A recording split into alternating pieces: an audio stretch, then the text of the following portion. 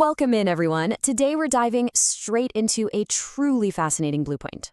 We're going to be unpacking a WealthOS analysis that explores one of the most powerful, yet honestly profoundly misunderstood concepts in modern finance. Look, we live in an era of constant notifications, right? We've got flashy, overnight crypto millionaires popping up on our feeds, and this relentless, chaotic news cycle that just begs for our immediate attention and, frankly, our anxiety. But what if the ultimate secret to true financial independence isn't about moving faster than everyone else? What if it's actually about sitting perfectly still? Today, we are breaking down the legendary investing framework of Warren Buffett, and we're focusing entirely on the unmatched power of long-term thinking. Think of this explainer as your personal guide to tuning out the noise and architecting real, enduring success. Let's get into it. So it brings up a really profound question. What actually separates temporary riches from generational wealth? We've all heard the stories, haven't we? The lottery winners or the lucky day traders who strike gold on a random meme stock, only to lose literally every single penny just a few years later. I mean, they captured riches, sure, but riches are fleeting. Riches are loud. Wealth, on the other hand, wealth is quiet. Generational wealth is the kind of financial fortitude that not only secures your absolute freedom, but establishes a legacy that completely outlasts you. So we have to ask, what is the exact mechanism that divides these two drastically different outcomes? Well, the answer, as we see in our source material today, is Warren Buffett's long-term thinking. Now, this isn't just a catchy phrase or a buzzword. It's an incredibly robust psychological and mathematical framework. Buffett is widely considered the most successful investor of the modern era, but he didn't build his empire by frantically checking stock tickers every 15 minutes or panicking during a recession. No way. He built it through an almost unshakable commitment to the long game. In fact, it's a strategy so heavily reliant on the passage of time that Warren Buffett actually made over 90% of his immense wealth after his 65th birthday. Just think about that. In this explainer, we're going to dissect the anatomy of that exact mindset to show you exactly how this philosophy operates in the real world. Section 1, the core principle. To truly understand this, we have to ground it in the words of the architect himself. Buffett famously stated that the stock market is essentially a highly efficient device for transferring money from the impatient to the patient. I really want you to let that sink in for a second. Every single time a panicked investor sells their shares at the absolute bottom of a market dip because they're terrified of some short-term news headline, a patient, disciplined investor is right there on the other side of that trade, buying up valuable assets at a massive discount. The market literally rewards patience with the wealth that is forfeited by anxiety. It's wild when you frame it like that. So at its core, long-term thinking is defined as the disciplined strategy of holding assets over decades to achieve compounding financial freedom, actively bypassing short-term Wall Street noise. Notice the specific words being used here: disciplined, decades, compounding. This isn't about trying to predict what the market is going to do tomorrow or next week. It's about recognizing the intrinsic value of an asset and committing to it through multiple economic cycles. It's an active, intentional bypassing of the chaos. You are essentially putting on noise-canceling headphones while all of Wall Street screams around you. Section 2, Real-World American Examples. Okay, let's look at a concrete real-world example of what this journey actually feels like, because this is where the rubber meets the road. Let's take Warren Buffett's massive investment in Coca-Cola, which started way back in 1988. In year one, that's your initial investment. You plant the seed. It feels exciting, right? You own a piece of a great, iconic American business. But as you approach year 10 and beyond, you enter the era of enduring Wall Street volatility. Over that specific time span, Buffett faced the early 90s recession, the spectacular bursting of the dot-com bubble in 2000, and then the absolutely terrifying 2008 global financial crisis. During these events, the broader market and his portfolio temporarily plummeted. And you know what? This is the exact moment the impatient investor breaks. They fold. But if you hold on to year 20 and year 30, exactly like Berkshire Hathaway did with Coke, you enter the era of staggering compounding growth. Your initial gains are now generating their own gains. The asset multiplies in value many times over, generating massive annual dividends, all simply because you had the emotional endurance to just leave it alone. Mathematically speaking, short-term trading is just a grueling treadmill. Sure, quick spikes of profit are absolutely possible, but they are almost immediately eaten away by capital gains taxes, trading fees, and the inevitable bad gambles you make when you're trying to time a highly unpredictable market. It's a remarkably high-friction environment. But when you allow an investment in a fundamentally strong American business, or say a broad index fund, to compound uninterrupted over decades, it snowballs. It's like magic. Because the money isn't being constantly interrupted by tax events and broker fees, every single dollar of growth is fully reinvested.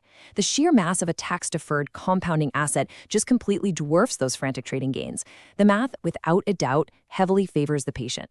And this mathematical reality creates a really stark contrast in psychology. On one side, the day trader's mindset is totally driven by adrenaline, rapid reactions to daily news, and this constant, exhausting search for the next quick win. It is a life of high stress, perpetually glued to a flashing monitor. But on the flip side, we have the value investor's mindset. This is the premium, intelligent approach. It is calm, authoritative, and completely indifferent to whether the market happens to be up or down on any given Tuesday. The value investor is evaluating the fundamental worth of a business over a 10-year horizon, not a 10-minute chart. Section 3, Psychology Behind the Success. The ambition of wealth creation is very often visualized through luxury. We picture the financial freedom to travel, to own beautiful things, to live life entirely on your own terms.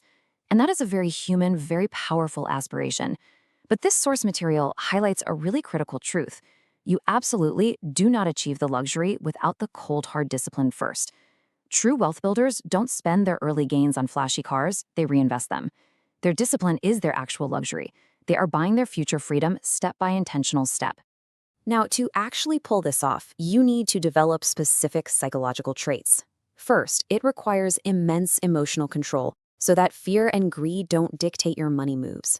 It means actively ignoring market noise and viewing sensationalist financial news as what it really is: entertainment, not investment advice. You also must possess a deep understanding of intrinsic value, knowing what a company is actually worth regardless of its fluctuating stock price on any given day. You need an unwavering focus on long-term success, keeping your eyes fixed on the distant horizon rather than staring at your feet. And finally, you must maintain an absolute resistance to panic. When the market inevitably crashes, and it will, you must train yourself to see it as a clearance sale, not a catastrophe.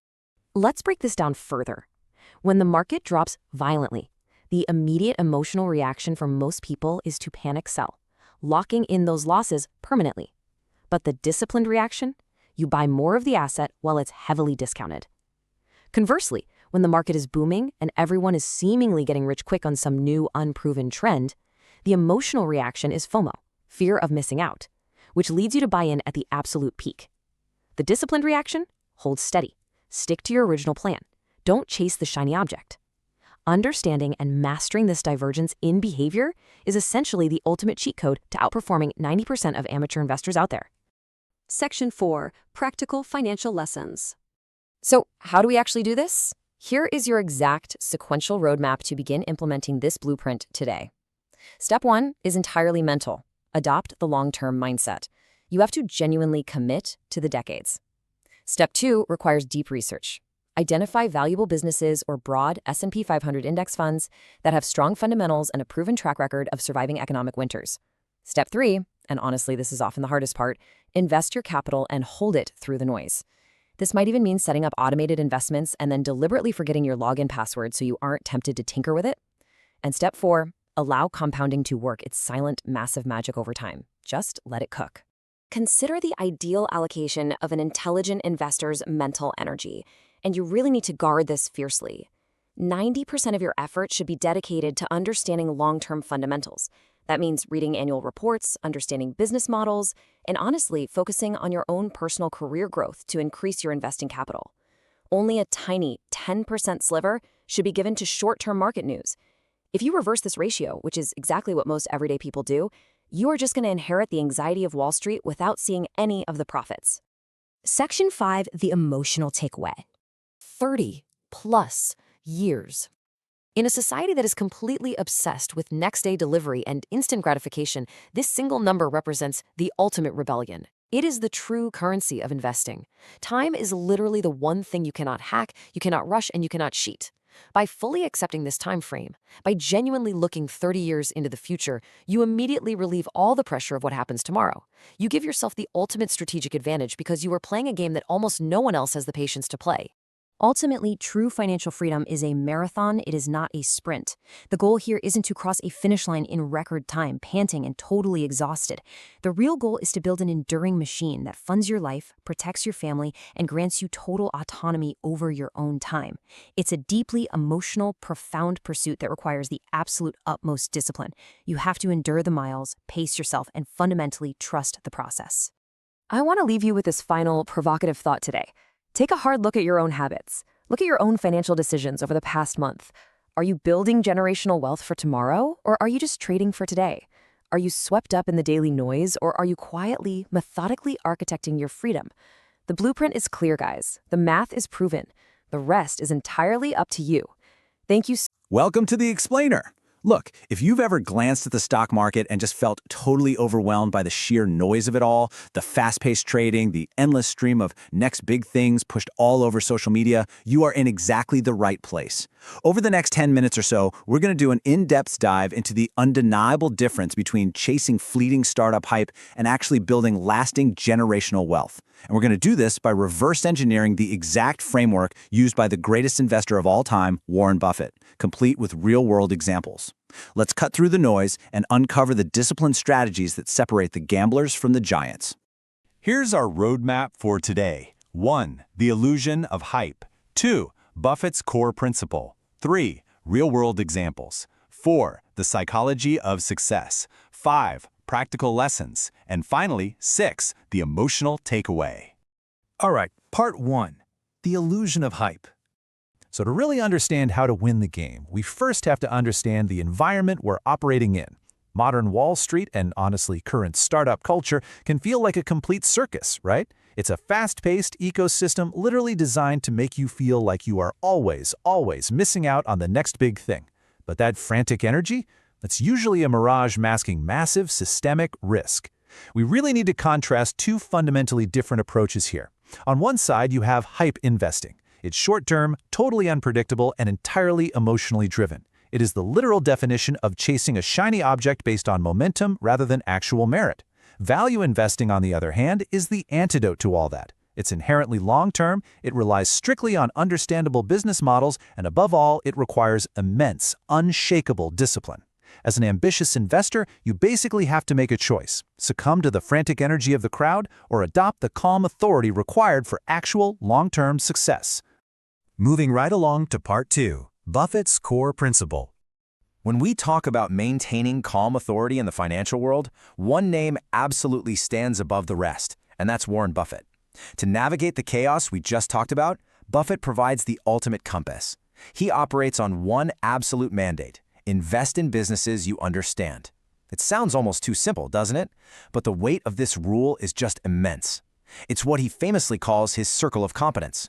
Think about it. If someone pitches you a wildly complex algorithmic startup and you can't explain how it actually makes a profit in a single coherent sentence, Buffett's rule says you walk away. Period. It doesn't matter how fast the stock is rising. This is a non-negotiable filter that protects you from your own blind spots and the market's irrational exuberance. Let's formally define what this approach actually entails. Value investing is the strategy of buying strong companies with understandable business models rather than chasing market hype. But, it goes a lot deeper than that. It isn't just about finding quote-unquote cheap stocks. It's about finding wonderful businesses at fair prices. It's about looking for absolute stability. You're looking for a business that provides a tangible product, generates real verifiable cash flow, and possesses an intrinsic value that is totally disconnected from whatever the ticker price is doing today. When you slow down and really embrace this definition, it fundamentally shifts your mindset. You aren't gambling on price movements anymore. You're becoming a rational, calculated owner of a piece of a real business. Okay, part 3, real-world examples. Abstract theory is great and all, but let's actually prove the rule. Let's look at how Buffett deploys this strategy in the real world with two massive corporate case studies: Coca-Cola and Apple. Back in the late 80s, when Buffett bought heavily into Coke, he didn't do it because of some fleeting hype cycle. He saw what he calls a massive economic moat: unmatched brand strength, a totally understandable product, and consistent global demand. I mean, they literally bottle flavored syrup and sell it everywhere on Earth. It generates massive amounts of cash, and you absolutely do not need a PhD to understand how they make money. Fast forward to the 21st century with Apple. For years, Buffett avoided tech stocks. They were outside his circle of competence. But eventually, he realized Apple wasn't just a tech company, it was the ultimate consumer products company. They lock users into a highly sticky software ecosystem that generates predictable, recurring, massive cash flow. These are the perfect insider case studies of strong, understandable companies that generate generational wealth without relying on a single ounce of hype. So when we analyze these giants, we find some very specific bedrock traits of wealth creation. Number 1, a clear business model. You have to know exactly how the money comes in. Number 2, global brand recognition. That gives a company pricing power and immense consumer trust, which acts like a shield against competitors. Number 3, a loyal customer base. You want businesses where people come back over and over again. And number 4, consistent long-term demand. Ask yourself, will human beings still want or need this product in 20 or 50 years? These traits are the very definition of anti-fragility. Hype naturally fades away, but these fundamentals, they compound aggressively over decades. Which brings us to part 4, the psychology of success. Here's the kicker. Knowing what to buy is realistically only half the battle. The other half, the significantly harder half if we're being honest, is the internal battle. It forces us to ask a deeply difficult question. Why is avoiding hype so incredibly difficult? Think about it for a second. It's because we're human. We are fundamentally wired for it. It's the fear of missing out. When your neighbor or a guy on the internet claims they just doubled their money in a week on some totally unproven asset, it physically hurts to sit on the sidelines with your steady, understandable companies. Ignoring the hype requires you to actively fight your deepest psychological instincts to follow the herd. You have to choose discipline over emotion, always. This is literally the single hardest, yet most vital psychological hurdle you have to overcome to build wealth. Buffett famously said, "Be fearful when others are greedy, and greedy when others are fearful." You have to train yourself to be cold, analytical, and calculating when the crowd around you is euphoric and careless. You must let your structured framework, not your fear and definitely not your greed, dictate every single financial decision you make. The investors who build true, lasting wealth, they're simply the ones who master their own emotions first. All right, part 5, practical lessons. Let's bridge the gap between billionaire strategies and your own ambitious financial goals. There is an incredibly clear line between what destroys capital and what builds it. Hype strategies, chasing trends, buying into completely unproven business models, panic selling the moment the market dips, these are guaranteed recipes for disaster. The antidote is focusing exclusively on the practical lessons we're unpacking today. Buying understandable businesses, focusing relentlessly on long-term intrinsic value, maintaining that unshakable discipline. If you want to succeed, you have to ruthlessly audit your own behavior and make sure you are operating entirely within the realm of disciplined value. To help you do exactly that, before you put a single dollar into any investment, I want you to run it through a rigorous mental checklist. Think of this as the ultimate Buffett filter. Question 1, do I truly understand the product? Like, could I explain how this business works to a 10-year-old? Question 2, is there consistent demand? Will people rely on this product regardless of what the broader economy is doing? And question 3, am I buying this for its long-term compounding value, or am I secretly just hoping to flip it to someone else next week for a quick profit? If you cannot confidently answer these questions, put your wallet away. And finally, part 6, the emotional takeaway. We've gone through the mechanics, but the deeper resonance of what this lesson truly means for your life is profound. It all boils down to this. True financial freedom is built on understanding, not gambling. When you chase hype, you are entirely at the mercy of the market's whims. You're just crossing your fingers and hoping to get lucky. That brings constant anxiety, right? Not freedom. But when you invest in great, understandable businesses, you become an active owner of human progress. You build wealth through knowledge, through immense patience, and through unwavering discipline. And that is where true, lasting financial peace comes from. I'll leave you with this final, provocative thought. Take a hard look at your own portfolio today. Look at your very next financial move. Ask yourself honestly, are you investing in a great business, or are you just buying into the hype? Master that question, and you absolutely master your financial future. Thank you. Let's jump right in. Today, we have a truly fascinating blueprint to unpack in this explainer. We're looking at a creative framework, a very specific set of instructions designed to produce a cinematic, documentary-style finance narrative for a concept known as WealthOS. What we literally have here is the recipe for making financial education not just informative, but completely binge-worthy. We are going to reverse engineer this masterclass to see exactly how you effectively communicate the real mechanics of wealth and how this structure is perfectly engineered to keep an audience absolutely captivated from start to finish. Small, consistent investing becomes massive over time. Now, what's really interesting here is that this single thought serves as the absolute core principle, the cinematic hook, if you will, for everything we are about to unpack. The source material explicitly states that this is the main lesson. It's not some flashy get-rich-quick scheme. It is a profound truth about time and money. But the real genius of this framework isn't just the financial advice itself. It's how the blueprint demands this simple truth be presented, taking something historically dry, like consistent investing, and making it feel urgent, emotional, and massive. That's the creative challenge we're solving today. To truly understand how this is done, we're going to walk through this exact agenda.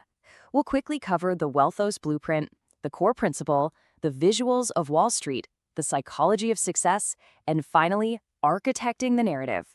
Starting off with Section 1, the WealthOS blueprint, targeting the ambitious. First, we have to establish exactly who this premium storytelling is actually for. Because honestly, in any great explainer, knowing your audience is half the battle. Our source material explicitly targets ambitious American viewers. We aren't just talking about saving pennies on your weekly grocery bill here. We're targeting deep, deep interests in investing, startups, the psychology of business, financial freedom, and real long-term wealth creation. This audience wants content that feels modern and premium. By explicitly identifying this demographic, the blueprint dictates a tone that absolutely must be intelligent. It respects the viewer's ambition and promises to match it with high-level, real-world financial wisdom. Moving right along to Section 2, the core principle, exploring the mechanics of wealth. Let's get into the actual financial concepts that form the bedrock of this blueprint. This is the math behind the magic. The crucial point here is understanding how compound growth, which is the exponential increase of an investment over time, combined with broad market index funds and a massive time advantage, drives wealth accumulation. The goal of this framework is to make these concepts feel like a high-end finance documentary. So compound growth isn't just presented as a math formula, it's framed as an unstoppable force of nature. And index funds aren't just a portfolio choice, they're the actual vehicle for your financial freedom. It takes these straightforward definitions and elevates them into powerful, life-transforming tools. This brilliantly illustrates the central juxtaposition dictated by the instructions, pitting daily, rigorous discipline against eventual, massive luxury outcomes. The blueprint specifically calls for this mix of luxury and discipline. Think about how incredibly powerful that contrast is. You aren't just showing shiny cars or expensive suits. You are showing the quiet, unglamorous, consistent discipline that eventually buys those things decades later. It perfectly connects the dots for the viewer, proving that the small choices we make today are intrinsically linked to the massive outcomes of tomorrow. So how do we make that look good? That brings us to Section 3, visuals of Wall Street setting the scene. How do you make index funds feel gripping? Well, notice the deliberate contrast laid out here.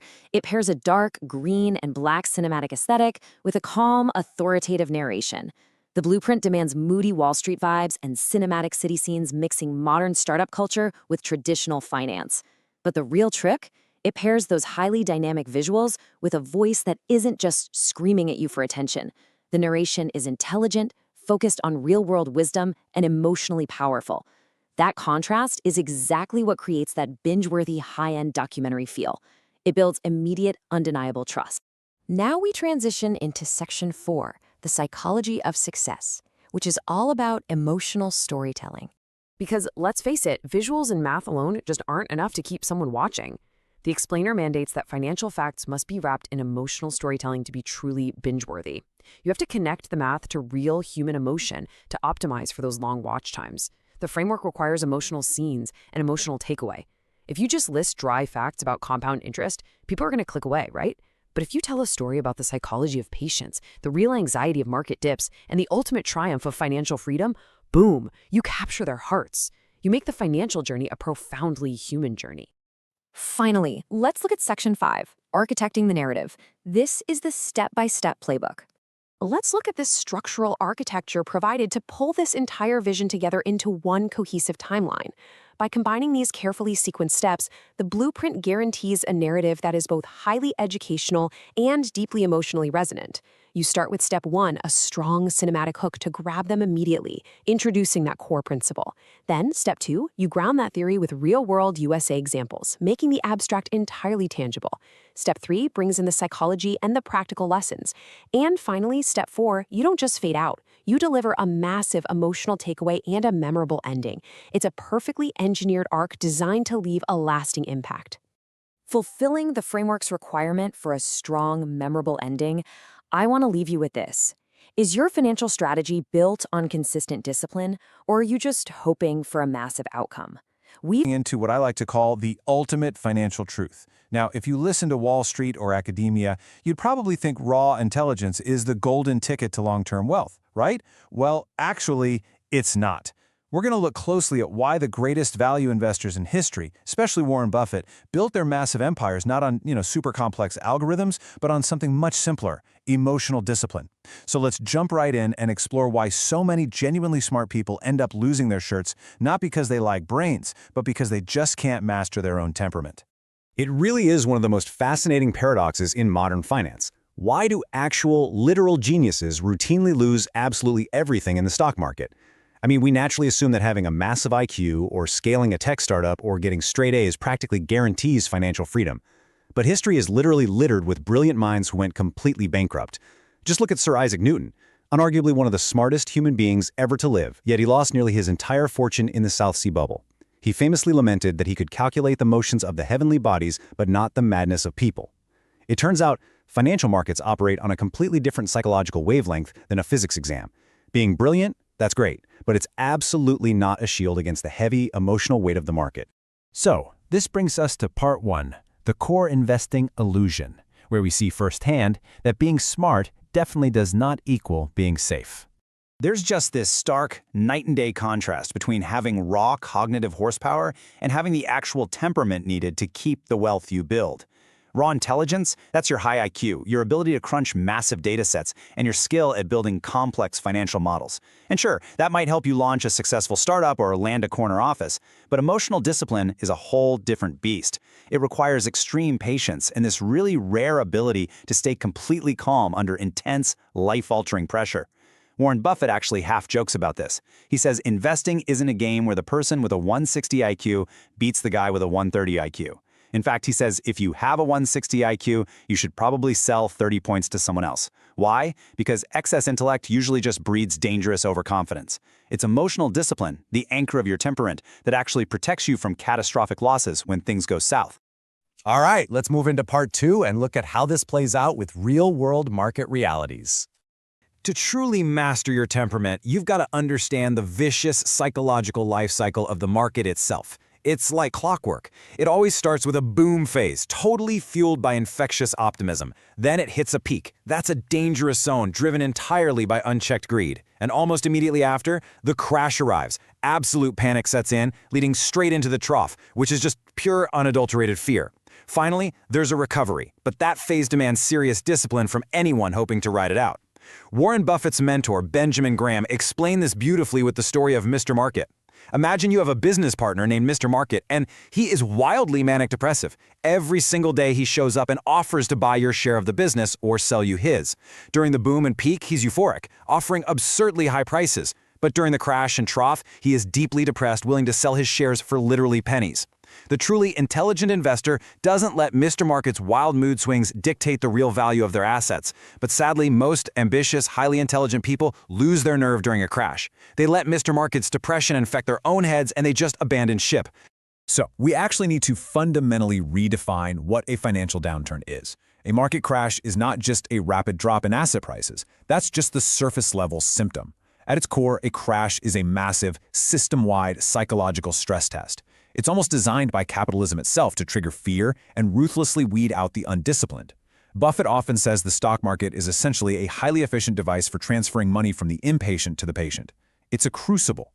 A crash is the exact moment when the premium disciplined investor completely separates their wealth from the chaotic, screaming crowd. While the super smart but emotionally fragile investor is liquidating their portfolio at the worst possible second, the disciplined investor is just calmly observing the stress test and passing it with flying colors. When you look at long-term portfolio survival rates, the consequences of our psychological choices become painfully obvious. I mean, panic sellers? Their financial survival rate is abysmally low. They inherently destroy their own portfolios by constantly reacting to the noise. Then you have average investors, somewhere in the middle, usually underperforming because they still occasionally give in to the urge to buy high and sell low. But look at emotionally disciplined investors. They experience an extraordinarily high rate of survival and ultimate wealth creation. Caving to the chaos of a market drop has a massive, permanent cost on your long-term wealth. High intelligence might give you the capital to get into the market, but the data overwhelmingly proves that it's your behavioral edge, your total lack of panic, that keeps your money compounding over decades. Which brings us perfectly to part 3, the psychology of success. We really have to take a hard, unflinching look at the two main culprits of financial ruin, starting with greed. In the context of wealth creation, greed isn't just some fairy tale moral failing. It is a profound psychological vulnerability. It literally fogs up your prefrontal cortex, warps your judgment, and pushes you into making reckless, highly leveraged bets. When greed takes over, investors completely abandon what value investors call the margin of safety. That's the golden rule of only buying an asset when its price is significantly below its actual intrinsic value, so you have room for error. But unchecked greed, it pushes even the absolute smartest startup founders and professionals to pay absolutely any price, no matter how ridiculous, just because they see other people making money. They get so blinded by the potential upside that they totally ignore the massive structural risks involved. And then we have the flip side, an equally destructive force: fear. Fear is an evolutionary panic response, hardwired deep into our amygdala, and it practically forces investors to sell their assets at the absolute worst possible time. This is where modern finance clashes with actual human biology. Our natural survival instincts, the fight or flight responses that successfully kept early humans alive for millennia, are actually wired to make us lose money today. When your portfolio flashes red and the news is screaming that the economy is doomed, your brain registers physical, life-threatening danger and urges an immediate escape. This is exactly why Warren Buffett famously advises investors to be fearful when others are greedy and greedy when others are fearful. But actually executing that? It means fighting against millions of years of human evolutionary biology. It is the hardest yet most absolutely essential behavioral pivot an investor can ever make. When we break down the true drivers of total financial failure, the numbers completely shatter the illusions we have about the importance of being a financial genius. Get this, a staggering 60% of failure is driven purely by emotional panic. Another 30% is caused by unchecked reckless greed. That leaves this tiny, almost insignificant 10% slice at the bottom for an actual lack of knowledge. Honestly, information is just a commodity today. Everybody has access to the exact same financial data, the same earnings reports, the same global news feeds. Because that technical knowledge is universally available, it just doesn't provide a competitive advantage anymore. The only real sustainable edge left in the modern financial world is entirely behavioral. Mastering the 90% driven by panic and greed, that is literally the whole game. All right, so how do we actually do this? Let's get into part 4, practical lessons for investors. Understanding why we fail is only half the battle, right? The real test is how we build a defense against our own psychology. So here's a concrete blueprint for maintaining a premium, luxury-level calm during severe market turbulence. Step 1, you have to honestly acknowledge your emotional triggers. Figure out exactly what specific news or portfolio drops make your stomach churn. Step 2 is ruthlessly detaching from the daily noise. I'm talking deleting the stock tracking apps off your phone and completely tuning out sensationalist financial media that's literally designed to sell ads through anxiety. Step 3, stick to the long-term plan you built when you were perfectly calm and thinking rationally. And finally, step 4 brings us back to the ultimate value investing playbook: capitalize on collective panic. When the rest of the world is operating on pure fear and dumping high-quality assets at bargain basement prices, the disciplined investor just steps in calmly.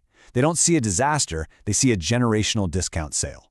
Now, building this fortress of discipline requires strict daily habits. True wealth creators systematically ignore the hype surrounding the newest, flashiest trends. They deeply accept that market cycles, both the euphoric booms and the terrifying crashes, are just as natural and inevitable as the changing of the seasons. They focus relentlessly on the underlying long-term value of an asset instead of obsessing over its erratic short-term price swings. And this is crucial. They automate their investments. Automation acts like a mechanical firewall. It systematically removes the flawed human element of choice, fear, and temptation from the wealth building process. And above all, they never, ever trade on a whim. These habits aren't just polite suggestions. They form an impenetrable, protective barrier that ensures successful individuals keep their fragile human emotions completely separated from their hard-earned portfolios. So when the market is crashing, the headlines are apocalyptic, and you feel that biological urge to click sell just to make the pain stop, there is exactly one number you need to remember: 0. 0 is the exact number of emotional decisions you should be making right then. If your pulse is racing, your palms are sweaty, and the news anchors are screaming, you are in absolutely no cognitive condition to be adjusting the trajectory of your financial life. Warren Buffett frequently talks about the virtue of lethargy bordering on sloth when it comes to investing. You do not need to swing at every pitch. The absolute highest requirement for wealth creation in a moment of sheer panic is 0 sudden pivots. Let's wrap things up with Part 5, the ultimate emotional takeaway. Here's the thing. True financial power does not come from outsmarting complex, high-frequency trading algorithms on Wall Street. And it definitely doesn't come from predicting the next major economic shift better than some Ivy League economist. True power comes entirely from conquering your own psychology. Emotional discipline is, without question, the ultimate luxury. It's the ability to walk straight through a financial firestorm without breaking a single bead of sweat. When you achieve this premium state of mind, you remain completely unbothered by external market chaos. You realize that trying to outsmart the market is a fool's errand, but outsmarting your own worst, most primal instincts, that is the exact mechanism that builds generational empires. Ultimately, the greatest financial truth boils down to this: wealth is not built by avoiding the crash, but by mastering the mind while the rest of the world panics. You simply cannot predict the future. You can't perfectly time the top of a boom, and you definitely can't consistently dodge the inevitable downturns. Real-world examples prove time and time again that crashes will always happen, driven by the inescapable reality of Mr. Market's mood swings. But mastering your mind, forcing yourself to remain perfectly calm and strictly objective, that is entirely within your control. That behavioral mastery is the defining characteristic of the world's greatest investors. So, I'll leave you with this question. Next time the market crashes, will your intelligence save you, or will your discipline? Because the market will eventually drop. The psychological stress test will begin all over again, and millions of incredibly smart people are going to fail it simply because they couldn't handle the emotional pain. I want you to really think deeply about your own temperament and your readiness for the journey ahead. Are you prepared to embrace the fear of others as your own greatest opportunity? Thank you. Today, we're unpacking a premium, really eye-opening philosophy of wealth creation. We're going to focus on a fundamental paradox in the financial world: the idea that ultimate success isn't actually about making money. Well, at least not at first. It's actually about not losing it. We're getting past the flashy headlines and digging right into the unglamorous yet absolutely crucial mechanics of long-term success.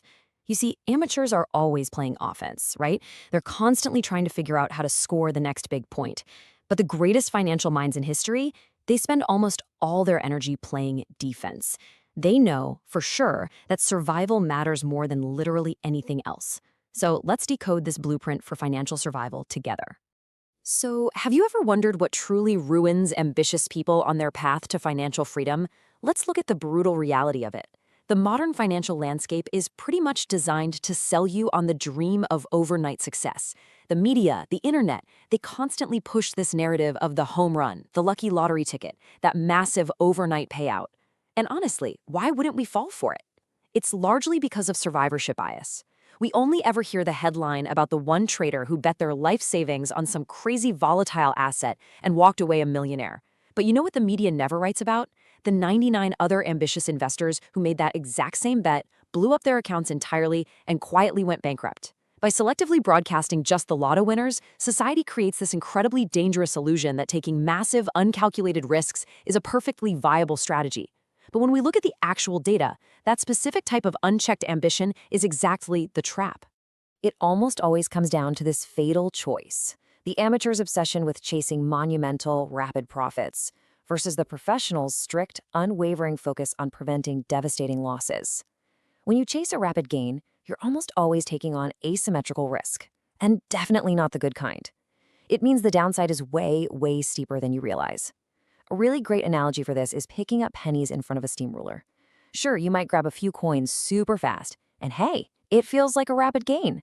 But the very second you trip, the catastrophic downside completely flattens you. Avoiding huge losses might sound kind of boring to an aggressive investor, but honestly, dodging that steamroller is the mathematical heartbeat of building true generational wealth. Section 1. The survival mindset. 0, it's a scary number, isn't it? The crucial point we absolutely have to grasp is the mathematical reality of 0. 0 is the exact amount of capital, and more importantly, the exact amount of opportunity you have left if you blow up your account by ignoring risk management. In the world of compounding interest, 0 is the ultimate executioner. The whole magic of compounding only works if you actually have a principal amount to multiply. If you take a massive gamble and lose your entire principal, the game is just permanently over. You can't make a comeback, you can't learn a lesson for the next market cycle because your multiplier has become 0. Every single decision you make has to be filtered through the lens of keeping yourself mathematically capable of playing the game tomorrow. Keeping yourself securely above 0 is hands down your most critical daily task. And that brings us to the survival mindset. It's an uncompromising business psychology that prioritizes staying in the game over making a quick fortune. It's a highly disciplined state of mind that's essential whether you're building a modern startup or you're a long-term investor. The key word here is uncompromising. This isn't just some strategy you dust off when the market looks scary or a recession is looming. No, it's a rigid, permanent framework. In fact, I'd argue the survival mindset is actually most critical during roaring bull markets, right when everyone around you is getting wealthy quickly and acting totally recklessly. It acts as your psychological armor. It ensures that no matter what kind of irrational exuberance is sweeping the market, you maintain your boundaries, you protect your downside, and you live to build another day. Section 2, Real-World USA Examples. Whether you're navigating the intense, high-stakes environment of Wall Street or the volatile USA startup culture, the primary rule is exactly the same. Wall Street firms spend literally billions on risk management systems, mapping out standard deviations and worst-case scenarios. Why? Because one unhedged catastrophic event can wipe out a century-old institution overnight. It's the same in the startup world. Good founders don't obsess over day-to-day profit. They obsess over their runway, the exact number of months they have to survive before the cash runs out. But to really see this in action at the absolute highest level, we have to look at the master of wealth preservation, Warren Buffett. You've probably heard his 2 famous rules. Rule number 1, never lose money. Rule number 2, never forget rule number 1. But how does that actually play out in the real world? Let's jump back to the late 1990s, right at the height of the dot-com bubble. The whole world was making triple-digit returns just throwing money at internet companies that had 0 revenue, no profits, and honestly, no real business models. But Buffett? He entirely sat it out. He refused to invest because he couldn't protect his downside in a market that was completely disconnected from reality. And for a few years, the financial media openly mocked him. I mean, they published articles calling him a dinosaur, saying he'd lost his touch and just didn't understand the new economy. He looked totally foolish while amateurs were getting filthy rich on paper. But Buffett was relentlessly applying rule number 1. When the dot-com bubble spectacularly burst in 2000, wiping out trillions of dollars and bankrupting a whole generation of aggressive investors, Buffett was completely unharmed. Because he protected his capital and survived the crash, he was sitting on this massive mountain of cash, uniquely positioned to buy up incredibly valuable cash-flowing businesses at historic discounts. He didn't build his empire by picking the highest-flying stocks of the moment. He built it by consistently and stubbornly avoiding the fatal financial errors that wiped out everyone else. Section 3, Psychology Behind Success. Think back to that Warren Buffett example for a second because it perfectly captures the stark contrast between emotion-driven amateurs and highly disciplined professionals. The amateur looks at a potential investment, feels this huge surge of greed, and immediately asks, wow, how much could I possibly make? They are entirely focused on the ceiling. The professional, on the other hand, looks at the exact same investment, completely filters out the emotion, and asks, what is the absolute maximum I could possibly lose here? They are laser-focused on the floor. That subtle shift from greed to calm, authoritative risk assessment, that is exactly what transforms a gambler into a true wealth builder. The professional knows that instant financial freedom is basically a myth, so they value longevity above all else. So, making the leap to professional-level wealth creation requires 3 very specific mental steps. First off, you have to acknowledge that risk isn't just some abstract theory. It is a constant, lurking reality. Second, you must implement strict, emotionless systems. You simply cannot rely on willpower. You just can't. This means setting hard, automated stop losses on trades. It means having unbreakable position sizing rules, like deciding you will never, under any circumstances, risk more than 1 or 2% of your total capital on a single idea. By making the rules automatic, you don't have to make panicked, emotional decisions in the heat of a market crash. And finally, you cultivate a really unique atmosphere, a mindset where modern financial success is always anchored by an unwavering, almost militant discipline. You absolutely get to enjoy the fruits of your labor, but you never, ever drop your guard. Section 4. Practical financial lessons. The rules of modern risk management are structurally pretty straightforward, but they are incredibly hard to master emotionally. Always protect your capital first. But let's zoom in on that third point, accepting small losses quickly. Why is this so incredibly difficult for us? Well, it comes down to a psychological phenomenon called loss aversion, heavily mixed with human ego. We absolutely hate being wrong.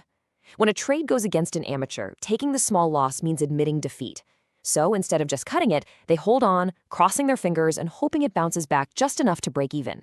This bruised ego is exactly how a tiny, totally manageable 3% paper cut spirals into a 50% catastrophic amputation. Professionals, they leave their ego at the door. If a thesis is wrong, they accept the small loss instantly and they move on. By treating staying in the game as your primary daily objective, you completely remove the pressure to hit a home run every single day, which, ironically, makes you a much more effective, clear-headed investor. This single, emotionally powerful lesson is really the bedrock of long-term success, and it all boils down to pure, unforgiving math. Let's make this tangible and run the numbers, really quick. Imagine you've got a $100,000 portfolio. If you take an outsized risk and lose 50% of your capital, you are down to $50,000. But here's the kicker. To get back to where you started, just to break even at $100,000, you don't need a 50% gain. You now need a 100% gain on that remaining $50,000. Achieving a 100% return could literally take you an entire decade of perfect investing, just to repair one single catastrophic mistake. And psychologically, suffering a massive loss like that creates deep fear, revenge trading, and utter desperation. You start taking even worse risks trying to make the money back quickly. If you simply dodge the catastrophe in the first place by managing your risk, you keep your chips, you keep your mental clarity, and you get to calmly keep playing the game when the perfect opportunity finally arises. Section 5. The emotional takeaway. The emotional toll of severe financial mistakes is just devastating. It's not just numbers on a screen, right? Severe losses ruin sleep, they destroy relationships, and they wreck your physical health. Which is exactly why treating capital protection as your highest duty isn't just about the math of compounding, it's about engineering a life of powerful calm and control. When you know your downside is strictly protected, the panic completely disappears. You operate from a place of real authority and patience. This leads to what we can call patience gains. Returning to our ultimate example, Warren Buffett didn't achieve a historic net worth because every single trade was a massive winner. His greatest returns came because he was simply still standing, completely unfazed and full of capital when panic set in for everyone else. The gains will follow, but they will come to you precisely because you were disciplined enough to still be sitting at the table, just waiting for the right pitch. So that leaves us with one final vital question to evaluate your own approach to risk, survival, and lasting financial freedom. Take a really hard, honest look at your current portfolio, your business ventures, or your startup. Are you protected mathematically, or are you operating on hope, basically leaving your survival up to chance? Remember this, nobody ever went bankrupt by taking a small, calculated loss. But countless empires, businesses, and personal fortunes have fallen to absolute ruin just by chasing a massive gain without a safety net. Protect your capital first. All right, welcome back to The Explainer. Today, we are unpacking a concept that literally separates the temporary lottery winners from the absolute permanent titans of finance. We all know the stories, right?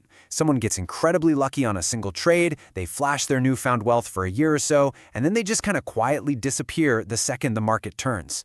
But what about the permanent titans? You know, the investors who steadily compound capital decade after decade, totally unfazed by economic crashes or whatever the latest booming fad is? Well, today we are looking at the ultimate key to that exact kind of long-term wealth creation. It's a concept that transcends the daily noise of the stock market and taps into something way deeper, business psychology and ruthless self-awareness. We're talking about the circle of competence, which is a framework that has literally built some of the greatest fortunes in modern history.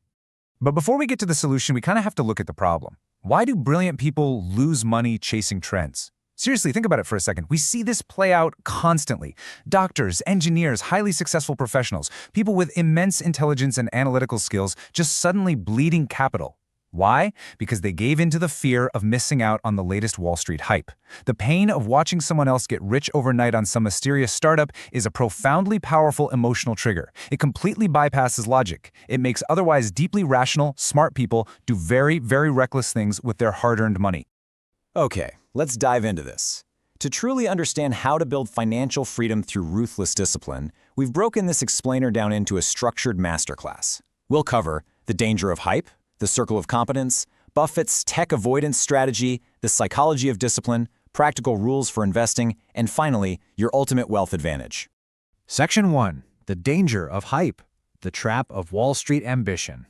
There is a massive contrast between the frantic, adrenaline-fueled ambition sold by modern financial media and the incredibly calm reality of actual long-term success. The modern market is an absolute minefield. It's full of distractions and emotional traps specifically designed to separate you from your money. We live in this startup-driven culture where every single week there's a new, shiny trend promising limitless, effortless returns, and it creates an intense, suffocating environment of FOMO. I mean, imagine the psychological toll of watching your neighbor buy a brand new car just because they bought the right startup stock at exactly the right time. It's maddening. And what happens next? Investors instinctively step outside of their specific expertise. They start pouring their capital into incredibly complex systems they simply don't understand, just because the line on the chart is going up. They confuse the temporary, noisy hype of a bull market with the lasting, quiet value of a fundamentally solid business.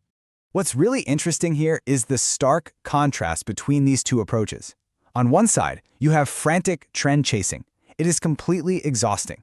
It requires you to constantly pivot, endlessly react to a 24/7 news cycle, and ride this daily emotional roller coaster of intense anxiety when the market drops and euphoric greed when it peaks. It's honestly no way to live. But on the other side, you have disciplined long-term success. It is quiet, it's incredibly calculated. It's a state of absolute financial calm where your decisions are driven entirely by logic and deep understanding, not by the flashing red and green lights of a dopamine-driven trading app. Section 2. The Circle of Competence. Your ultimate knowledge advantage.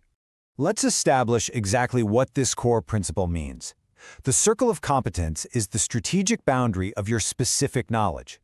It's the principle of strictly limiting your investments to businesses and industries you deeply understand.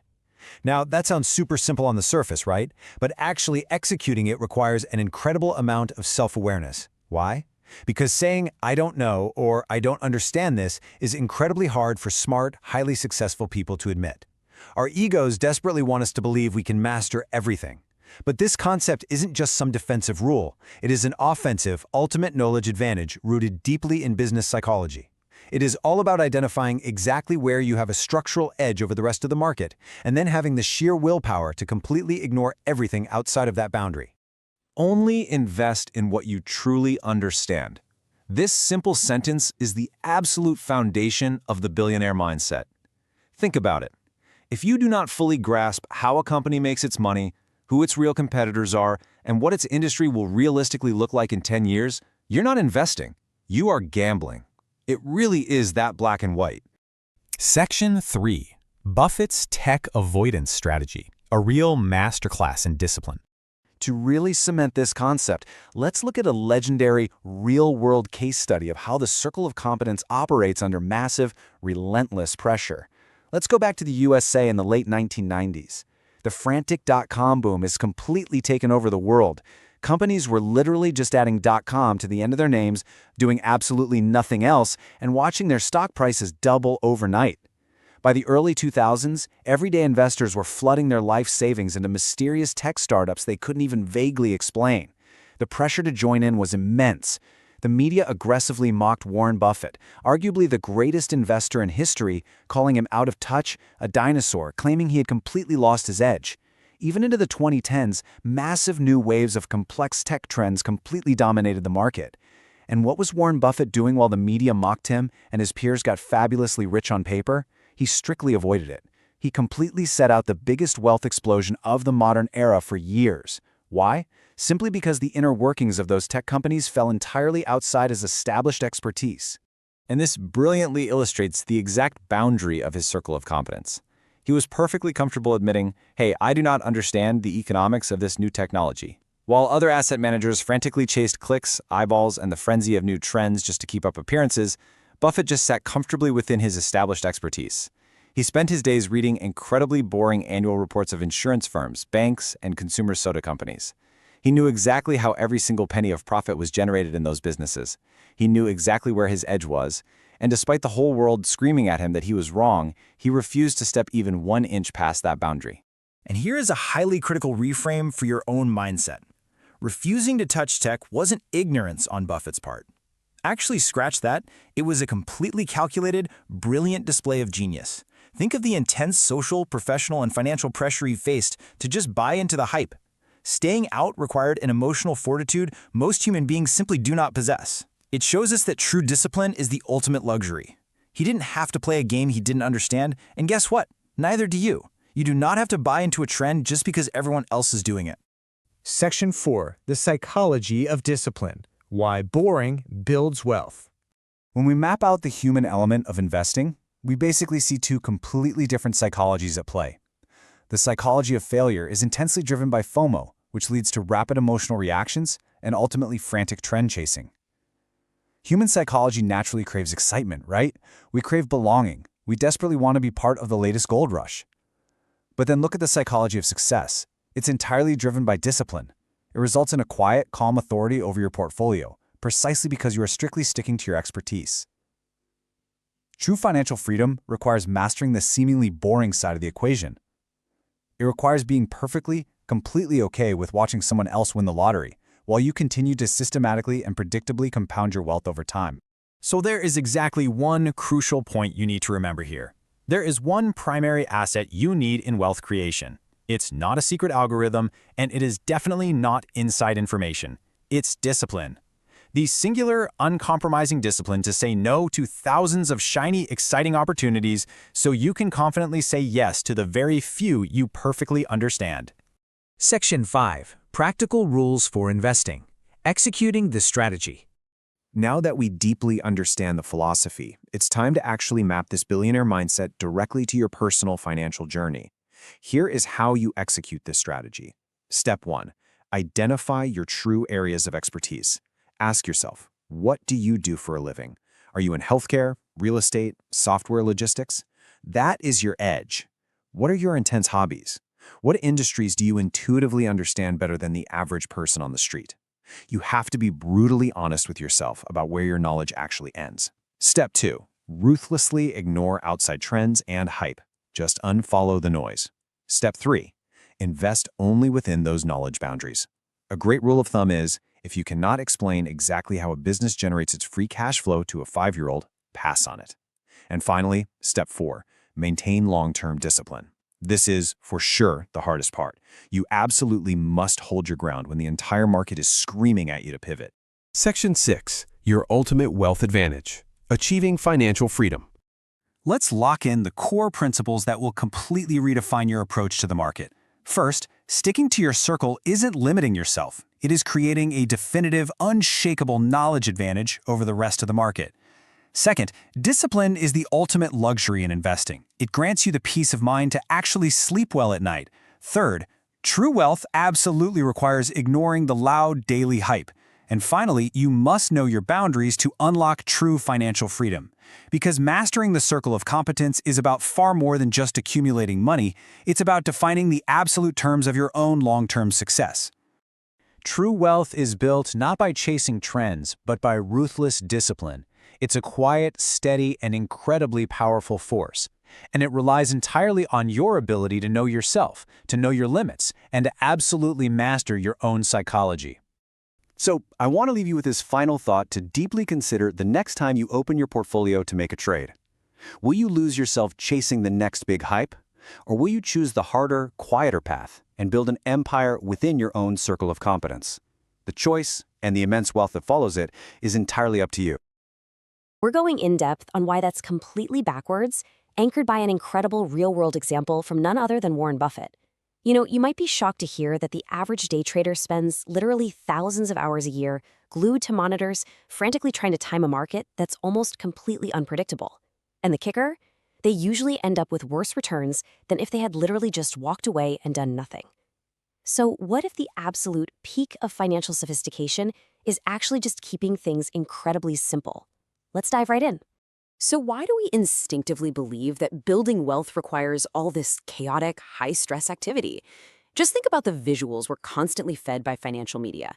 We're always seeing these intense Wall Street trading floors, people screaming into phones, numbers flashing red and green, nonstop news tickers scrolling across the screen. It's intense. We are so deeply conditioned to believe that if we aren't sweating, stressing out, and frantically moving our money around, we somehow aren't working hard enough to get rich. But honestly, it's a total illusion. It's a highly manufactured atmosphere designed to make you feel like you have to constantly react. But in reality, that nonstop motion is exactly what's draining your potential for long-term success. Section 1. The cost of financial noise and the illusion of constant action. Look at the absolute stark contrast between these two mindsets. On one side, we have financial noise and overtrading. This is the daily grind for way too many investors. We're talking immense stress, highly reactive decisions based on whatever the latest scary headline is, and just pure chaotic activity. Now, it definitely feels like taking action, but it's really just friction. Because every single trade comes with fees, it comes with taxes, and a massive probability of making an emotional mistake. You are basically paying a premium just to guess the future. But then, on the flip side, we have simple portfolios. This is the realm of calm, strategic discipline and a deep long-term focus. Now, don't get it twisted. This isn't laziness. It is the highly intelligent realization that constantly tinkering under the hood is exactly what breaks the machine. It's making a conscious choice to step back from the noise and just let time do the heavy lifting for you. Because the cost of financial noise isn't just about losing money. It's heavily psychological. It completely robs you of your peace of mind. Section 2. Simplicity wins in investing, the core principle of real wealth. Let's make sure we're totally clear on what we're talking about here. Simplicity in investing does not mean doing nothing because you don't know any better. Actually, it's a highly disciplined strategy of using straightforward portfolios, specifically broad index funds, to consistently beat complex trading over time. This is where the magic really happens, guys. By buying a tiny slice of the entire market through an index fund, you're essentially betting on overall human progress. You're betting that businesses as a whole are going to grow. You automatically get to own all the winners as they rise to the top, and the losers just naturally fall out of the index without you ever having to lift a finger or make a stressful decision. Simplicity is a very active, brilliant choice. It's recognizing that in finance, more effort absolutely does not equal more reward. In fact, the harder you try to outsmart the market, the more likely you are to just trip over your own 2 feet. Moving on to Section 3, Real-World American Examples, where we choose data over drama. Okay, so the data here speaks volumes. When you map it out over the long haul, those complex, frantic overtrading strategies consistently lose out to simple index funds. It's not even close. And if you want the ultimate, definitive, real-world example of this exact dynamic, we have to look at Warren Buffett's famous $1 million bet. This is legendary. Back in 2007, Buffett made a wager. He bet that a basic, completely unmanaged S&P 500 index fund would beat a hand-picked, ultra-elite basket of highly complex hedge funds over a 10-year period. Well, by 2017, the results were in. Those complex hedge funds, managed by literal geniuses pulling levers all day long, gained 22%. Not bad, right? But the simple index fund, it gained a massive 85%. No contest. Buffett used this to mathematically prove that the overtrader is just constantly bleeding out their capital through transaction costs, huge management fees, and totally unavoidable human error. Meanwhile, the index fund investor completely bypasses all that friction. They just capture the raw, upward momentum of the market with virtually zero interference. Which brings us to Section 4, the psychology of success, and why human nature absolutely craves complexity. Take a second to really absorb this thought. The true hallmark of luxury and success isn't constant motion. It is the stoic discipline to resist complexity. This is so powerful because it cuts straight to the absolute core of our psychology. See, our brains are hardwired to associate taking action with survival. So when the market takes a dive, every primal instinct we have screams at us to do something. Sell it all, shift the allocations, find some crazy new hedge strategy to protect ourselves. But true financial luxury? That's having the emotional regulation to just ignore those impulses completely. It is the stoic discipline to watch the financial news cycle totally lose its mind and then calmly turn off the TV and go for a walk. You can do that because you know your simple portfolio is built to weather the storm over the long decade. Mastering your own psychology and just resisting that urge to overcomplicate things, that is the real secret weapon of the wealthy. Section 5. Practical Wealth Building Lessons, your simple portfolio playbook. So let's walk through the 5 foundational pillars of modern wealth creation. Think of this as your ultimate anti-stress playbook. First up, you have to cut out the daily financial noise.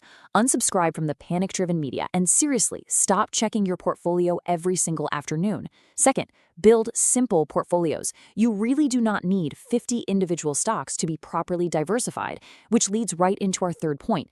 Invest heavily in broad index funds. As we saw, this is the exact vehicle that gives you both the simplicity and the amazing long-term results.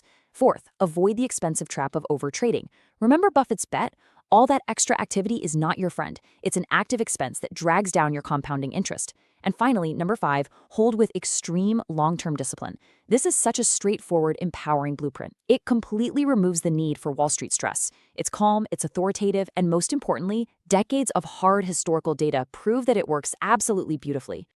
And finally, Section 6, the emotional takeaway. Finding true financial freedom. I want to leave you with a final thought to really chew on.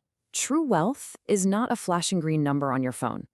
True wealth is your time. It's the absolute peace of mind that comes from knowing simplicity has already won the game for you. It's the ultimate freedom of just not having to constantly monitor the markets.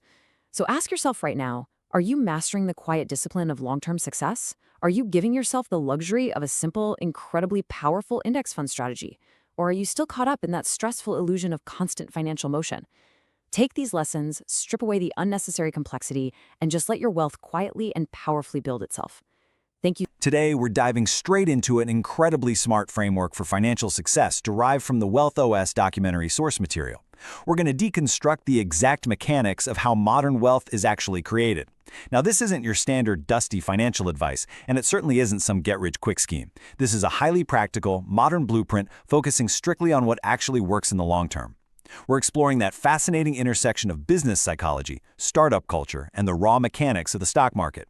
And to make this super concrete, we'll be looking specifically at the philosophies used by the world's most successful capital allocators, like Warren Buffett, to show you exactly how this blueprint operates out there in the real world.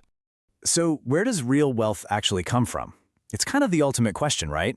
Most of us are conditioned from day one to believe that wealth is the direct result of a high-paying job. We picture a highly specialized doctor or, a corporate lawyer pulling in a massive salary. But the source material we're analyzing today radically challenges that foundational belief.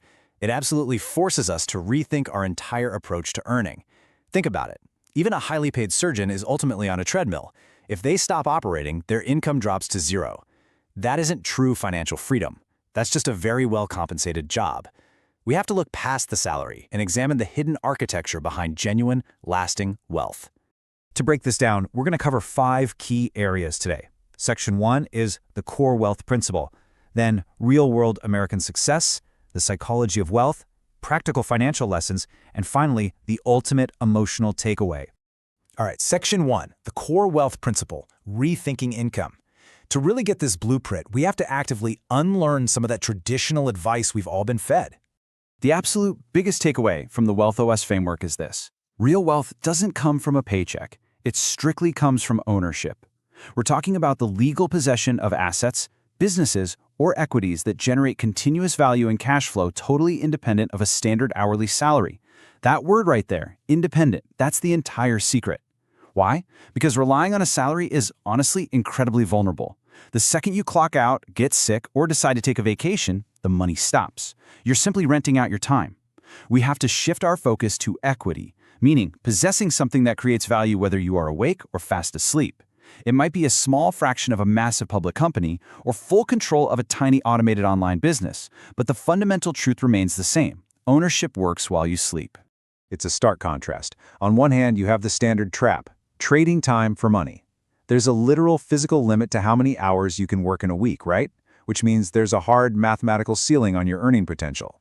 Even that $500,000 a year surgeon is still trapped by the clock. But on the flip side, we have what the source material calls cash flow thinking.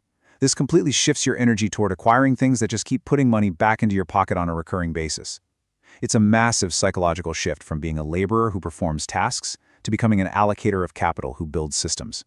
The cash flow thinker is constantly asking, how can I buy or build an asset today that's going to pay me a dividend next month, next year, and for the rest of my life?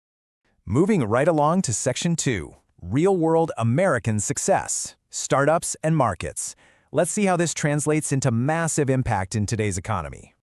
Think about where the modern, ambitious investor actually spends their energy. Most people spend 100% of their mental and temporal energy on standard earning just to keep the lights on. But the WealthOS blueprint flips this completely on its head. Imagine allocating a massive 60% of your focus entirely to acquiring assets, 25% to building businesses, and only 15% to standard earning. To really grasp this, we have to look at the absolute master of this strategy, Warren Buffett. Through his company Berkshire Hathaway, Buffett didn't build his fortune by grinding out a higher hourly wage. No way. He mastered this exact allocation decades ago. He spent the lion's share of his time acquiring highly productive assets, allocating capital to buy entire businesses, and heavily minimizing the time spent on standard earning. It's about working on your wealth, not just for your money. So, what actually fuels that massive shift in focus? Well, the source material identifies 4 core ambition drivers here: investing, wealth creation, startups, and financial freedom. And the reason these are so incredibly powerful is leverage. If you have a deep interest in investing, it means you want your money working way harder than you do. Seeking wealth creation over just stockpiling a salary shows you're after true generational stability. And the startup ecosystem, that is the highest potential leverage of our modern era, allowing a tiny team to build software that reaches millions. Ultimately, it all points toward one non-negotiable pursuit: financial freedom. Which brings us to Section 3, the psychology of wealth, discipline over luxury. Because having the right mechanics isn't enough. You need the mental fortitude to stick with it. Listen to this. True wealth is forged in the quiet discipline of holding assets, long before the loud display of luxury. That is a profound truth, especially today when social media constantly equates wealth with loud, flashy excess. The sports cars, the designer clothes, the massive yachts. But the psychology of long-term success requires recognizing that those loud displays are usually the exact things destroying your capital. Back to Warren Buffett. He's literally the perfect real-world example here. Despite being one of the wealthiest men on the planet, Buffett still lives in the same relatively modest house in Omaha, Nebraska that he bought way back in 1958 for just $31,500. His true wealth wasn't built by flashing cash. It was forged in the quiet, completely unglamorous discipline of holding compound interest assets for over 60 years. And that loops us right back to the ultimate anchor, the main lesson from our source material. Real wealth comes from ownership. This isn't just some clever financial tactic, it's a fundamental shift in your identity. You really have to stop viewing yourself simply as an employee of a company and start treating yourself as the CEO of your own personal asset-holding enterprise. When you make that mental leap, just like Buffett did, you start prioritizing buying an asset today over buying a depreciating luxury good, and your future self will profoundly thank you for it. Let's get into the mechanics in Section 4, Practical Financial Lessons, the Asset Pillars. We've got the mindset down, now let's look at the vehicles. The practical side of this framework breaks down into 3 very specific wealth vehicles: stocks, businesses, and passive income. Let's walk through this using the Warren Buffett playbook again. First up, stocks, or public equity. This is your ability to own a fraction of the most profitable corporations on earth. Buffett famously bought massive stakes in companies like Coca-Cola and Apple, not to trade them but to hold them for their long-term value and dividends. Second, businesses, meaning private enterprise. This provides massive leverage and control. Buffett doesn't just buy stocks, he buys entire private businesses outright, like Geico or Dairy Queen, for their reliable, everyday profits. And third, passive income. This is the automated cash flow, the output of the first 2 pillars. It's the dividend payments, the profit distributions, the automated system humming in the background. Buffett uses the profits from his businesses and stocks to create a massive float of cash flow, which he then uses to buy even more assets. It's a literal compounding machine in action. Building this machine happens in 3 distinct phases. Step 1, adopt cash flow thinking. You absolutely have to fix the internal software first. Step 2, acquire stocks and businesses. You must take action in the real world to gain legal possession of these assets. And step 3, generate passive income. Now here is the absolute most crucial point: patience. Step 3 is just the natural result of executing steps 1 and 2 with extreme, relentless discipline over time. The reason most people fail at this blueprint is impatience. They want the passive income immediately, without doing the quiet work of laying the foundation. You simply cannot skip to the finish line. And finally, we arrive at Section 5, the ultimate emotional takeaway: freedom. Because a finance documentary isn't just about numbers on a spreadsheet, it's about the human experience. At the end of the day, all these strategies come down to the visceral contrast between the burden of the salary and the freedom of the asset. Relying entirely on a salary is a heavy emotional burden. It means your livelihood is perpetually tied to the whims of a boss, the health of a single company, and the constant anxiety of corporate politics. You're essentially renting your survival. The freedom of the asset is the exact opposite. It's the peace of mind that comes with total life autonomy. When your passive income from those stocks and businesses we just discussed finally exceeds your living expenses, your time is returned to you. You get to wake up and choose how you spend your morning. You are no longer working for survival, you are working entirely by choice. So I'll leave you with this thought. Are you building a salary, or are you building an empire of ownership? Every hour of work, every dollar saved, every financial decision you make is actively contributing to one of those two outcomes. The blueprint to true wealth, proven by the greatest investors in history, is not some guarded secret. It's simply a matter of discipline, patience, and execution. The choice between trading your finite time for money or adopting cash flow thinking to buy back your freedom is entirely yours. Keep that question in mind the next time you look at your bank account, and I encourage you to start laying the bricks for your own empire of ownership today. You know, so often we think of trust and integrity as just these soft interpersonal skills, right? Like they're definitely nice to have, but maybe not strictly necessary for hard-hitting business. Well, what if I told you that trust is actually a hard, quantifiable financial asset? Seriously, it's an asset that compounds over time, literally exactly like money sitting in a high-yield savings account.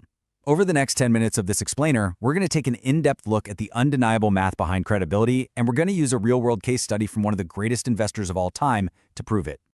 All right, let's kick things off with Section 1. Reputation is financial power, or what we're calling the hidden asset. Warren Buffett once said, "It takes 20 years to build a reputation and 5 minutes to ruin it." Just think about the sheer asymmetry of that statement for a second. A pristine reputation isn't just some slick PR tool. It is a literal financial superpower. It requires decades of absolute, unwavering discipline to construct, and yet it remains devastatingly fragile. And honestly, in today's digital age, 5 minutes is probably being generous. I mean, one viral post, one leaked email, or just a momentary lapse in judgment can completely obliterate 20 years of goodwill in about 5 seconds flat. When you really internalize that reality, every single email you send, every deal you negotiate, and every promise you make suddenly carries a completely different weight. You're not just making a transaction anymore. You are actively either building or destroying your most valuable asset. Moving right along to Section 2, How Trust Compounds, where we'll look at the actual math behind integrity. The absolute crucial concept we need to lock in on here is reputation capital. You've got to start treating your integrity as an actual asset class on your balance sheet. This isn't just some abstract philosophical idea. It is a highly quantifiable metric. It means premium pricing power. Literally the ability to charge 20% more simply because your clients know without a doubt that you're going to deliver. It means exclusive deal flow, opportunities that magically land in your inbox long before they ever hit the open market just because of your name. It's essentially the ultimate invisible moat around your business, protecting your margins in ways that basic product features simply can't touch. And you can really see the massive divide here between the amateur and the professional. The amateur is entirely focused on the short-term hustle, chasing that quick transactional cash. Sure, you might make a quick buck today, but what happens? It leaves this massive trail of burned bridges and insanely high legal friction. Every new deal becomes this Herculean effort because you have absolutely zero baseline of trust to leverage. Now contrast that with long-term wealth. This mindset relies completely on compounding trust. It creates recurring dividends and relationship-based deal flow. So while the amateur is constantly exhausting themselves looking for new targets, the professional is building a reputation so ironclad that the absolute best opportunities organically come knocking on their door. So let's ground this in reality with Section 3, Warren Buffett, a case study highlighting the billion-dollar handshake. When people talk about Warren Buffett, analysts usually point to his uncanny ability to read financial statements or his deep understanding of market cycles. But here's the thing. Traditional Wall Street models completely fail to price in the actual financial weight of his reputation. We are literally talking about billions of dollars, billions in unique, totally unreplicable value generated solely because of who he is. Think about it. If you replaced Buffett today with some brilliant AI that made the exact same stock picks, Berkshire Hathaway wouldn't be nearly as valuable. The math itself isn't the secret ingredient. The absolute, unwavering credibility of the man making the deals is. Because of this, founders and CEOs actively seek Buffett out. A lot of times, you have these family-run businesses that want to sell their life's work, but they're terrified of some private equity firm swooping in, firing everybody and stripping the copper out of the walls just to maximize quarterly profits. Because Buffett has this flawless 50-year reputation for protecting culture and keeping the existing management in place, he frequently gets to buy massive, highly profitable companies below market value. He literally gets a discount purely because of his reputation capital. Take a real-world example. Back in 2003, Buffett bought McLane Company from Walmart for almost $1.5 billion. There were no armies of auditors. The whole deal was done in a single 2-hour meeting, purely on a handshake, because Walmart knew Buffett's word was as solid as a bank vault. They didn't need months of due diligence. That right there is the sheer, undeniable financial power of a pristine reputation. Which brings us to Section 4, the psychology of credibility. Let's look at why Wall Street values trust so deeply. Wall Street is famous for being ruthless, hyper-data-driven, and intensely competitive. So, it kind of begs the question, in an environment optimized for squeezing every single last penny out of a deal, why is trust the ultimate competitive advantage? It seems like a total paradox, right? Well, the answer actually reveals the hidden, everyday mechanics of high-level finance, and it basically comes down to one thing: speed. When you break down the dynamics, you realize trust is essentially an economic accelerant. In a low-trust situation, the friction is just incredibly high. You got to bring in armies of lawyers charging $1,000 an hour, run endless third-party audits, and draft these massive, airtight contracts just to ensure nobody gets stabbed in the back. It's exhausting, and man, is it expensive. But when you shift to a high-trust dynamic, that friction tax instantly vanishes. Execution speed becomes incredibly rapid. Legal costs drop to near zero. When two highly credible players agree to a deal, the speed at which they can execute leaves their paranoid, low-trust competitors completely in the dust. At the end of the day, in business, speed is money, and trust is the ultimate source of speed. Okay, let's make this practical in Section 5, building your reputation portfolio through actionable integrity. The good news is you can actively manufacture and scale your own reputation capital starting right now. Here's a 4-step playbook. First, always underpromise and mathematically over-deliver. Never set an expectation that you're just barely going to meet. Always leave a margin to genuinely impress. Second, honor your handshake agreements regardless of short-term losses. If you give your word, you keep it, even if market conditions flip and it ends up costing you money today. Trust me, that temporary pain buys you permanent trust. Third, prioritize your long-term partnerships over immediate margins. Don't go squeezing your partners for pennies right now if it's going to cost you millions in future collaborations down the line. And finally, take absolute accountability for failures and do it instantly. The cover-up is literally always worse than the crime, and owning your mistakes actually builds way more credibility than pretending you're somehow perfect. Now, fair warning, this strategy requires some intense delayed gratification. Think of it as a timeline. In year 1, you're really just establishing your baseline reliability, basically proving you can show up on time and do exactly what you said you do. It is not glamorous at all. But by year 3, people start to notice, and you begin unlocking exclusive network access. By year 5, you finally gain that premium pricing power we talked about earlier, and by year 10 and beyond, that is when the compound interest of human behavior totally takes over. Capital, top-tier talent, and high-value opportunities just begin gravitating to you automatically. The dividends of integrity start off incredibly small, but the exponential growth curve is absolutely staggering once you hit that critical mass. And finally, let's wrap things up with Section 6, the ultimate return on integrity, looking beyond the balance sheet. Every seasoned business veteran eventually realizes this one fundamental truth about legacy staying power. Hard skills and capital, they only make up about 20% of the equation. Look, yes, you absolutely need capital, you need intelligence, and you need a killer product. But those things really only get you into the room. That other 80%, your reputation and your compounded trust, that is what actually secures your seat at the table for decades. It's the armor that protects you when the market turns upside down, and it's the magnet that pulls you forward when times are exceptionally good. So I want to leave you with this provocative thought that you want. Money can be lost, and it can be remade. Markets are going to crash, investments will go to zero, and fortunes literally change hands every single day. But a reputation? That is the ultimate permanent ledger. In a world completely obsessed with quick returns, viral growth hacks, and overnight success, the absolute most contrarian and profitable thing you can possibly do is just play the long game. So ask yourself, how are you investing in your permanent ledger today? Thanks so much. Welcome back, everyone. Today's a big one. We are actually wrapping up our series with this, our final in-depth explainer on the psychology of money. We're going to look at a real-world example of true wealth by diving into the ultimate Buffett mindset. You know, for so many of us, the whole idea of getting rich is tangled up in entirely the wrong concepts. We just automatically equate it with endless spending and incredibly high stress. Well, forget the noise of the stock market today and forget the endless financial news cycles. Today, we're redefining what it actually means to be wealthy right from the ground up. Okay, let's dive into this. Part 1, the illusion of wealth. Look at the left side here. That's your typical image of American business culture, right? Flashy Wall Street luxury, fast cars, expensive suits, and just the frantic treadmill of constantly chasing that next big bonus to fund a lifestyle that's always expanding. It is an exhausting way to live. You are basically demanding that you constantly out-earn your own spending habits just to maintain an image. Now, contrast that with the right side. Quiet financial freedom. This is the calm, calculated discipline of true independence. It doesn't scream for attention.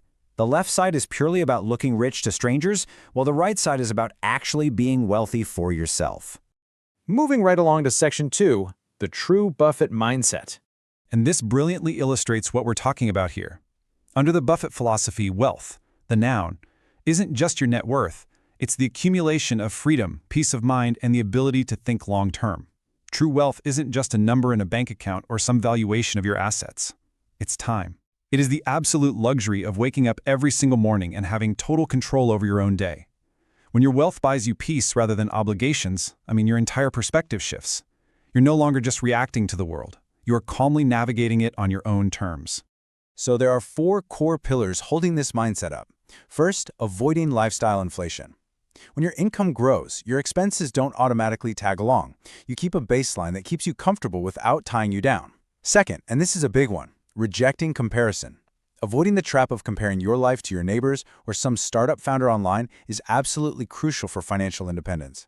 The moment you start measuring your success by someone else's yardstick, you lose. Third, cultivating inner happiness that doesn't rely on buying external validation. You find joy in the process and the peace, not the purchase. And finally, pursuing absolute independence. You aren't building wealth to buy things, you're building wealth to buy back your own freedom. All right, Section 3, real-world Buffett examples. Now, what's really interesting about this slide is just this one striking number, $31,500. That is exactly what Warren Buffett paid for his modest house in Omaha way back in 1958. And get this, he still lives there today. Literally one of the richest men on the planet with access to any luxury imaginable, chose a foundation of absolute consistency and just entirely rejected the endless upgrade cycle. Just think about the immense societal pressure he has ignored over the decades. While his peers built these sprawling mega mansions, he stayed in the home that provided exactly what he needed and not a fraction more. His logic is incredibly simple. True wealth is freedom, peace, and long-term thinking. By staying in that Omaha house and avoiding all that flashy extravagance, Buffett completely eliminated the noise. He secured his peace of mind, allowing his brain to focus entirely on long-term thinking rather than short-term maintenance. Think about it. When you don't have to worry about upkeeping an overly inflated lifestyle, your mental bandwidth is entirely freed up to focus on the things that actually compound over time, whether that's investments, relationships, or personal growth. Let's actually look at how this plays out financially. We have 3 hypothetical models of wealth retention here. The first is high income, high spending. That's the typical flashy Wall Street luxury. Money comes in incredibly fast, sure, but it goes right back out the door to fund the lifestyle. You're wealthy on paper, but, well, you're actually broke in reality. The middle is average income, high saving, which performs significantly better because the retention rate is much higher. But look at that massive third bar, the Buffett model, driven by compounded discipline. The quiet, relentless consistency of this model vastly outpaces high-spending luxury over time. Why? Because every single dollar saved compounds quietly over decades. It's literally the snowball effect in its purest form. Let's move to Section 4, the psychology of success. Let's see how this builds if we track this compounding discipline across a lifetime. The progression is fascinating. Down here in year 1, you're setting the foundation. It's slow, it requires sacrifice, and it is honestly not very glamorous. By year 10, you hit the hardest part, ignoring the crowd. You have to sit there and watch others buy luxury items and seemingly leap ahead, while you just stubbornly stick to your plan. It takes immense emotional stamina. But look at year 20. The magic of compounding really starts to accelerate the curve here. The math just begins to do the heavy lifting for you. And by year 40, absolute financial freedom. It's a powerful progression that requires supreme emotional control, proving that wealth is so much more about psychology than it is about math. Over on the left, we have short-term temptation. Our brains are hardwired for immediate gratification, and a new luxury item provides a quick dopamine hit. It feels great in the moment, but that feeling fades almost instantly. But on the right is long-term discipline. That's where true emotional power lies. The ability to delay gratification, to look at a short-term temptation and just say no in favor of a much larger, life-altering goal is what separates true wealth builders from everyone else. It's the conscious choice to value your future self over your current impulses. Finally, Section 5, Building Your Financial Legacy. So here's how you actually apply this philosophy to your own life. Step 1. Define your enough. You have to know what your finish line looks like. Otherwise, you're going to be running on that treadmill forever, constantly moving the goalposts out of reach. Step 2. Stop comparing. Stop looking at other people's highlight reels. It'll only derail your focus and breed resentment. Step 3. Invest in peace of mind. Prioritize investments and savings that allow you to sleep soundly at night regardless of what the market is doing. And Step 4. Build your legacy. Whether you're building a startup or just an unbreakable foundation of personal security, you're building something that outlasts you, grounded in solid principles rather than fleeting trends. So the crucial point is this. The Buffett mindset forces you to look inward. You really have to evaluate the actual purpose behind every dollar you save and invest. Are you trying to impress people you don't even know with things you don't actually need? Or are you aiming for absolute freedom and the ability to control your own destiny? It's a fundamental shift from using money as a tool for outward display to using money as a tool for inward security and time ownership. If you liked my video explainer today, please subscribe to my YouTube channel and share this with everyone who really needs to hear this message. True wealth isn't a secret, but it absolutely requires relentless discipline. Thank you so much for joining me on this incredible journey. As you go forward, keep your eyes on the long term, prioritize your peace, and ask yourself that one final thing. What are you actually building your wealth for?